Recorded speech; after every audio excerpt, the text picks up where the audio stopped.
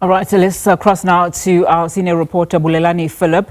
He's been following the committee and he joins us now for more details. Bulelani, very good afternoon to you. So as you give us a wrap, I mean, one of the interesting things that came out of today's proceedings was, of course, Minister Mchunu's statement that he had informed President Cyril Ramaphosa of his decision to disband the PKTT after having made that decision. I mean, this essentially contrasts what Lieutenant General Mkhwanazi's narrative, who's previously said that Ramaphosa appeared to praise the PKTT's work publicly, which suggests that, that he may not have been aware of Mchunu's disbandment plan in advance.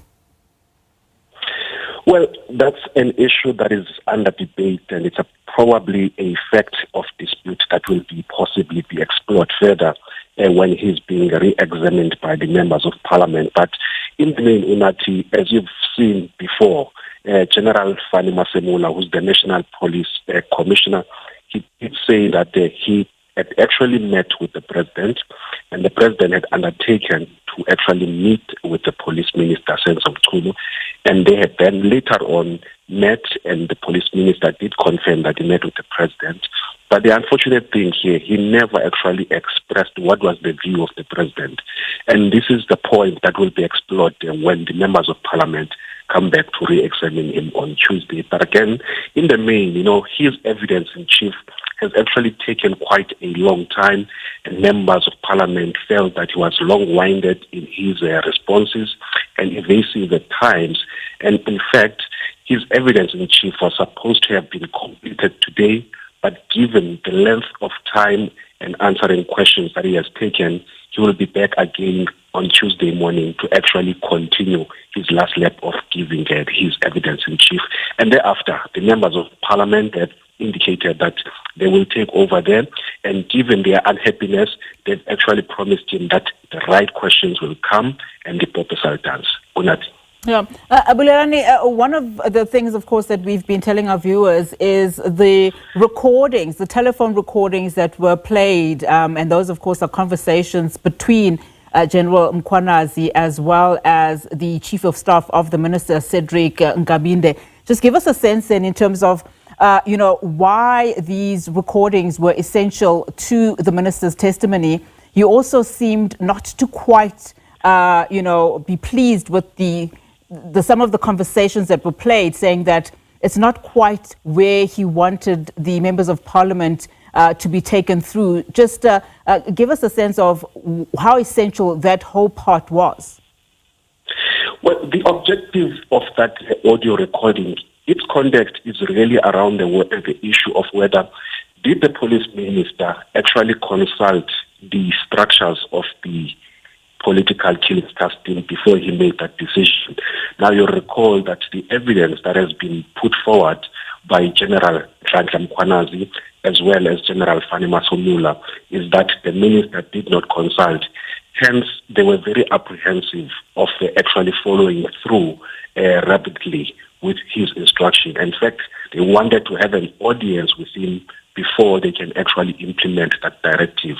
Now, you'll recall that the frustration that was actually impacted or rather felt by General Mkhwanazi led the general to actually send a message directly to the minister to seek an audience with him so that they can be able to iron out these things.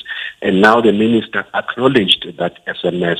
This is then where the audio comes in, is that the reason that he didn't actually follow through with the response of having an audience with General Mkhwanazi, he said that the kind of tone that he was using when he was communicating with his chief of staff, he felt threatened.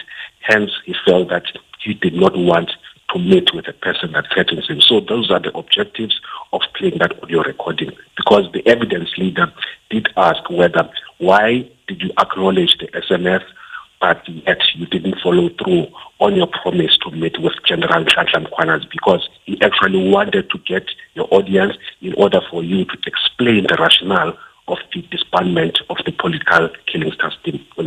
Bulelani, of course, as we wrap our conversation, looking ahead to Tuesday, just give us a sense then of what we can expect. We've heard of course, the minister being at pains to say to the committee, in fact, that he wants to explain his side of the story thoroughly and be given that opportunity to do so, notwithstanding, of course, your comments and comments that we heard earlier that he was long-winded in terms of answering. But what can we expect then at 9 a.m. on Tuesday? His evidence in chief so far has actually just focused on his decision or his directive of the disbandment of the Provincial Killings Task Team.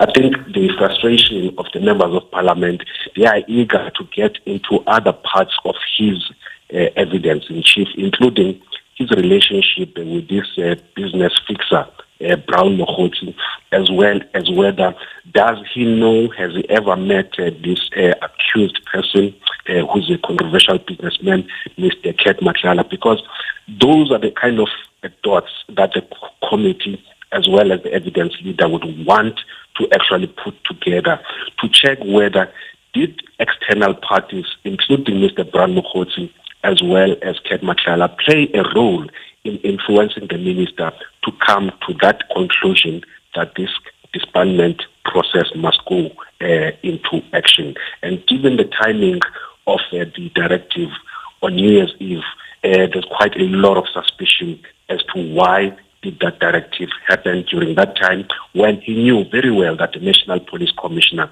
was on leave at the time. Bulelani, thank you so much for that. Bulelani, Phillip, just giving us a wrap then of today's proceedings at the Ad Hoc Committee where Police Minister Senzo Mchunu was testifying.